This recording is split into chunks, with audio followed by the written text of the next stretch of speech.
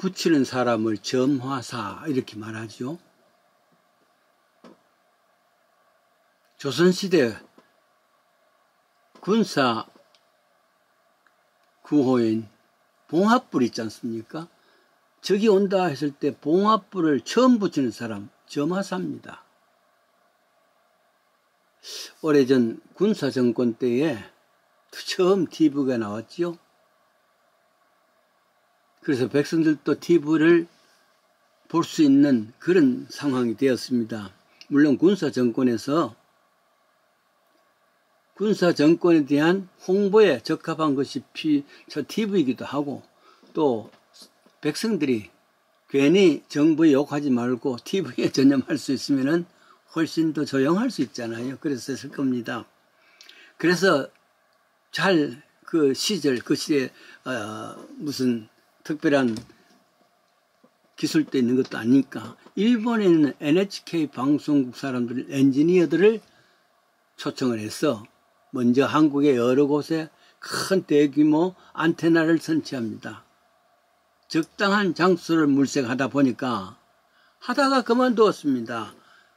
NHK 사람들이 말이죠. 왜냐하면 가장 적당한 장소라 하고 큰 안테나를 세우려 하니까 그것이 바로 조선시대에 만든 봉합불, 봉화대가 바로 그 적합한 장소더란 말이죠.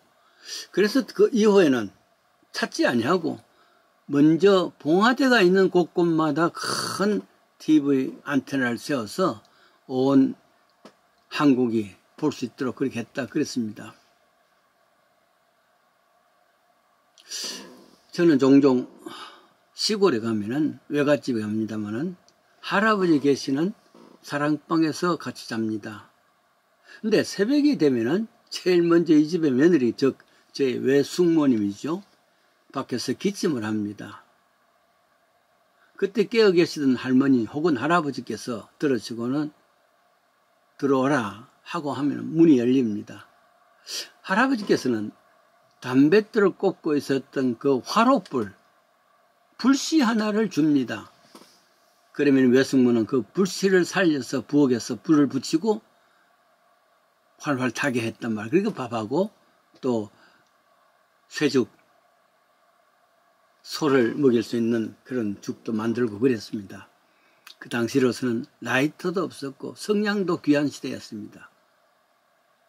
그 누군가 처음 불을 만드는 이는, 아니 그 누군가 처음 불을 붙이는 이는, 이런 노래가 있습니다. 가령 야구 게임에서 말이죠. 거의 성패가 갈라졌는데 마지막 9회전에 패차기 정한 참 팀에서 한 선수가 2루타를 날렸다. 이것이 불씨가 되어서 다음 타자도 또 히트를 치고 역전승했다 이야기 종종 듣지요. 불씨를 살렸다는 것은 꺼진 것에 대해서 다시 시작하는 겁니다. 그 누가 나를 사랑한다고 해도 이젠 사랑의 불꽃을 태울 수 없네. 슬픈 내 사랑 바람에 흩날리더니 뜨거운 눈물 속으로 사라져버렸네. 텅 빈 내 가슴은 쟤만 남았네. 불씨야 불씨야. 시인 신형원 씨의 불씨라는 노래입니다. 사랑의 불씨가 꺼져버렸단 말이죠. 만물의 시작은 무엇일까? 초기 그리스 시대 때의 철학자들은 그 시작이 무엇일까? 그걸 아르케라 그럽니다. 그것이 철학의 출발이었습니다.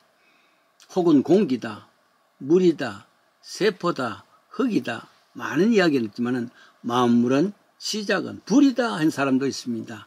헬라 철학자 헬라크레스토스지요. 실제로 말이죠. 가만히 생각해보면 만물에 다 불이 들어있어. 수천 년 동안 물속에 있던 차돌맹이, 그 안에도 불이 숨어 있습니다. 다만 그것을 꺼낼 수 있는 힘이 없었어야지 그 안에 있단 말이죠. 성냥이 없던 시대, 라이터가 없던 시대에도 우리 할아버지께서는 담뱃대에 불을 붙입니다. 그 방법이 부싯돌이라 그러죠. 부싯돌은 수천 년 동안 물속에만 있었던 차돌맹이 위에 목화솜이죠. 그걸 올리고 쇠조각으로 부딪히게 합니다. 그러면 그 소음에서 연기가 솔솔 나는데 이거를 호호 불어서 불을 일으키는 그런 것을 보았습니다. 그것은 차돌멩이 속에 차디찬 차돌멩이 속에 숨어있는 불을 밖으로 내게 하는 것이다. 그 점화사 역할이죠. 쇠붙이로 차돌멩이를 칠 때 생기는 불꽃입니다. 그것은 차돌멩이 속에 숨어있는 불을 끄집어내는 역할을 했단 말이죠. 저는 목사를 점화사라 그렇게 부릅니다. 인간은 다 죄로 인해서 차디찬 차돌멩이 영혼이 됐단 말이죠. 근데 여기에 쇠붙이는 하나님 말씀입니다. 그 말씀으로 부딪히게 되면은 영적 불씨가 끄집어낼 수 있다. 그러나 아무리 고약한 사람이라 할지라도 아무리 차디찬 인간이라 할지라도 그 속에 있는 불씨를 끄집어낼 수 있는 그런 역할이 목회자 역할이라. 이 불을 우리는 새 생명이라 그렇게 말합니다. 신약 성경은 불꽃은 예수의 죽음에서 시작합니다. 모든 것이 끝난 죽음입니다. 그런데 예수님께서는 그 첫 열매로 생명의 부활, 즉 불꽃이 되어졌단 말이죠. 그리고 누구든지 찾은 자마다 이 불꽃을 붙여주는 겁니다. 이것이 복음입니다. 예수님께서는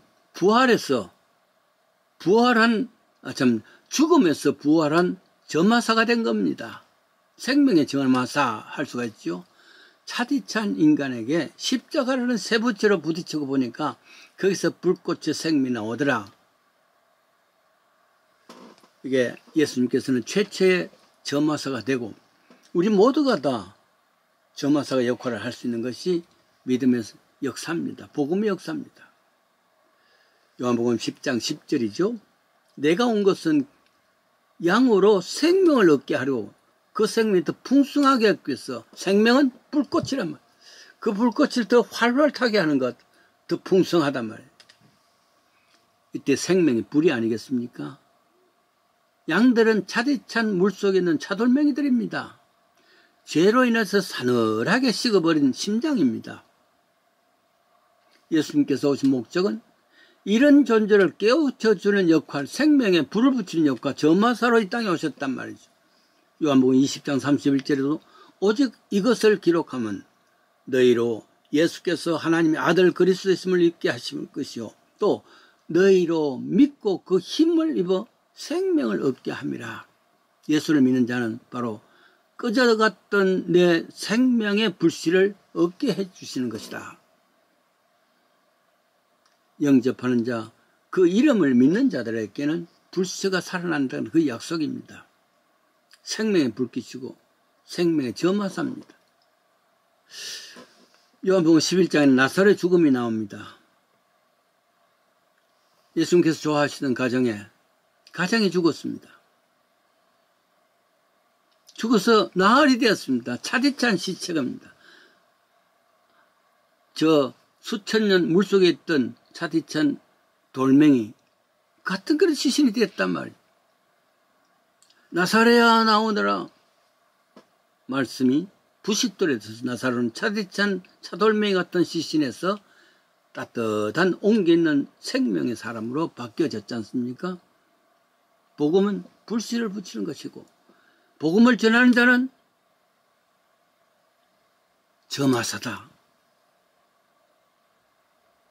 점화사인 목사는 그 생명임, 그 차디찬 죽음의 존재에서 말씀을 부싯돌로 모든 인간성의 속에 있는 하나님의 심지에 불을 붙이는 것이란 말.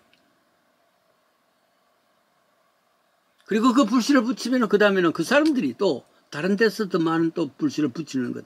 이게 선교요 전도 아니겠습니까? 복음의 역할입니다. 이는 우리 모두가 다 점화사가 될 수밖에 없어. 점화사가 되어야 된단 말이에요.